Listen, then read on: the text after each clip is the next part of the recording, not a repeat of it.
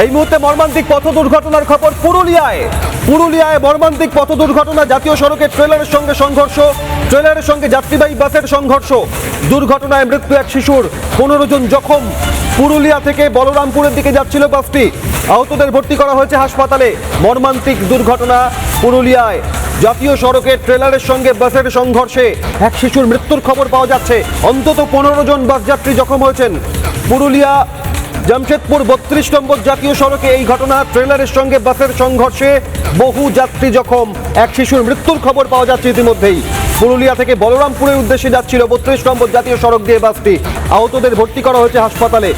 ট্রেলারের সঙ্গে বাসের মুখোমুখি সংঘর্ষ, এক শিশুর মৃত্যুর খবর পাওয়া যাচ্ছে। অন্তত 15 জন যাত্রী জখম।